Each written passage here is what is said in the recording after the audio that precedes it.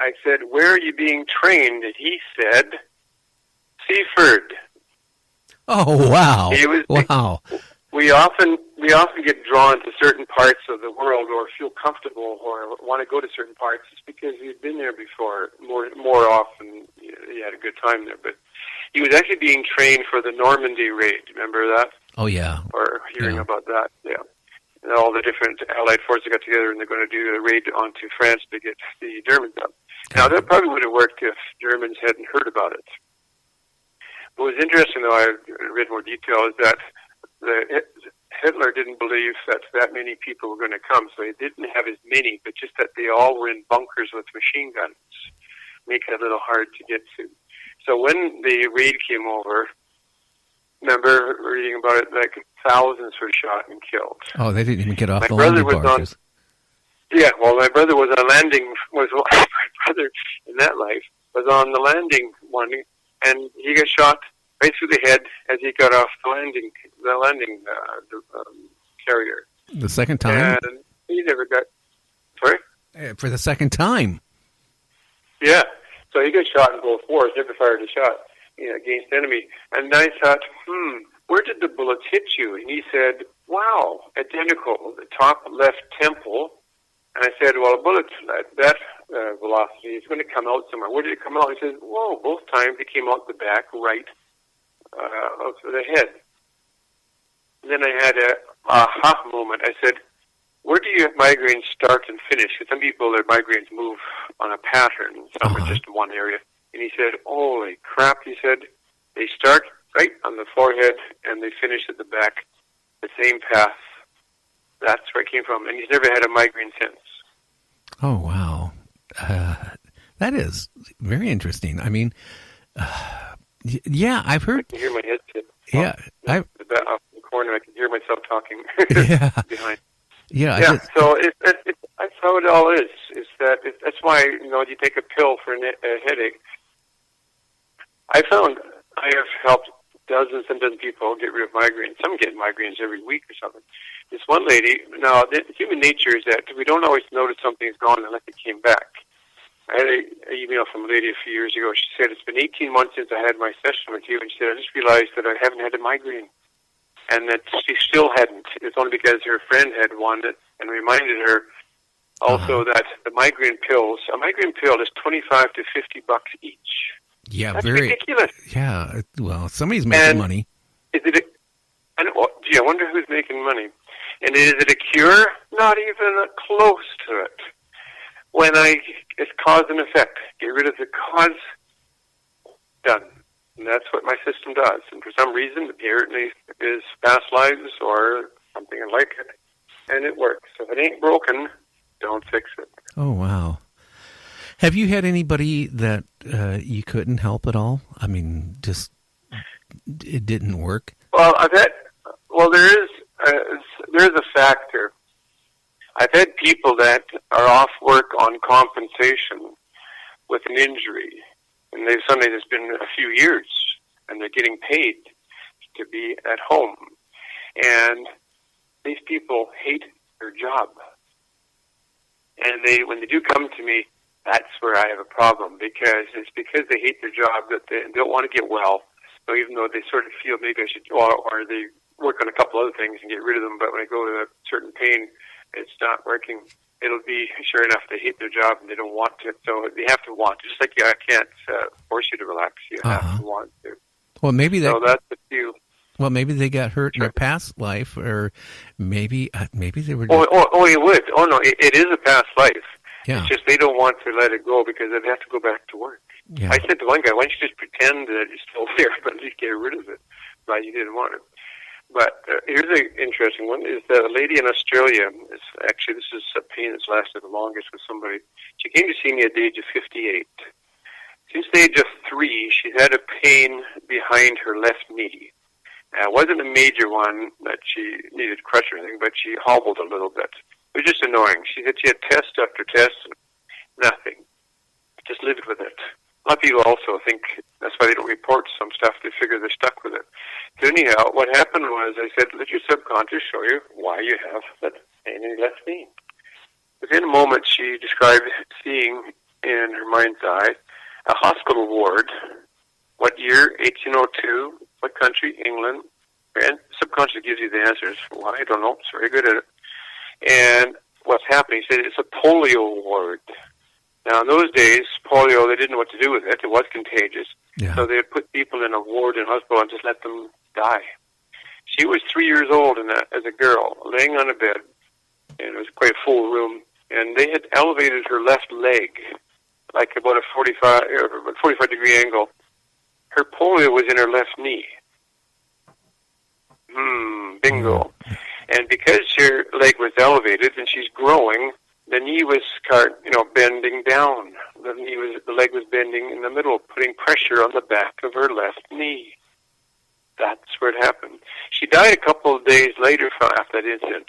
I had her check on that. What happened in her current life, when she was 3, she said her heart stopped. And they managed to get it, like she had died for a few seconds. Somebody that was in the room knew a bit about it, and the details. They helped her, resuscitated her, and that pain started within 2 or 3 days later. Never left. Oh, now wow. It's been over 5 or 6 years, and that Facebook's handy for getting messages. And she said, "Anytime you're over here, let me come and be a testimonial because the pain never came back." Oh, So wow. here's 55 years of having a pain that was totally unnecessary. This happens all the time. Aches, pains, fears, phobias, depressions, and that are past life too. Those kind of emotions. Yeah. I mean, kids, starting out with depression and growing up as adult with depression. Now, hey, changing the subject again because we're getting down to the last few minutes, and I want you to be able to talk about your book and everything too. Time goes by fast. Oh, yeah, it does for me because once I start talking to somebody, I can't shut up. But you're doing good. I had a medium on about a week or two ago, and she told me that some of the souls actually reincarnate are not humans and are aliens. And I'm just wondering, and I actually heard it from a few different mediums who told me things like that. Reincarnated into what? Well, they were an alien race. Like she was mentioning Greys, for example, and they reincarnated as a human. And have you run across anything like that ever? Well, I didn't bring it up because sometimes it's hard for some people to even get used to the word past life. But allegedly, and I've had hundreds of people doing this, is we have been on other planets. And yes, so some people start describing them, stuff like that. So yes, it does happen. And we've also been animals, usually more at the beginning. And we've never been a dumb animal. I've never met anybody that's been a cow or a goat or something. Uh-huh. It's smart animals like horses, dogs, cats, eagles, that type of thing. Clever ones, wolves. And you've heard of dogs dying, trying to save their masters in the water, stuff like that. Oh, yeah. That's because they'll be one of their soul group, what have you. But, just before, I don't want to run out of time when you hear, is that, yes, I have 3 books, Life in the Past Lane. Now, if you go to my website, a few stores carry them, but most of people just order them from me. I've mailed them from back up Kent down into the States and Australia and England and stuff like that. My website is pastliferap.com. So pastliferap, RAP.com, all one word, of course. The reason RAP is a short form for regression and progression. Uh-huh. I picked that because it's easier to spell. So pastliferap.com. If you want to email me, it's CL, which stands for Chris Lee, at pastliferap.com. And I have the 3 books. What I do it sometimes is when I have a talk, I'll include a book with for the first 50 people or something, so it helps get my books out there. They're not like a how-to book. They're just interesting case histories. Or many people decided that they should do something about it because they saw a third party. It's easy to say this can happen, but if they read where it's happened to somebody else, like, oh, maybe I should try it, that type of thing. Uh-huh. So that's my website. And where can they get your books at? Email me at cl@pastliferap.com. Okay. And I'll send them. Now, unfortunately, I'm not home until the end of April. And I learned from mailing stuff from Mexico. The last time we got home, we were there for 3 weeks before our postcard got there. We mailed one to our home just for novelty. An item was sent down here. I've been here a month and it finally showed up. So I don't mail them from Mexico. Not quite as efficient. But I will be up back at the end of April. I'll be home. But yes, you can email me and I'll send them on. And again, you can get a little blurb reading the book or on the back cover. Okay, now that's how you can get them. Now, if somebody wanted to visit you to go through a regression, they would get through you with through your email then, or your website, or yeah.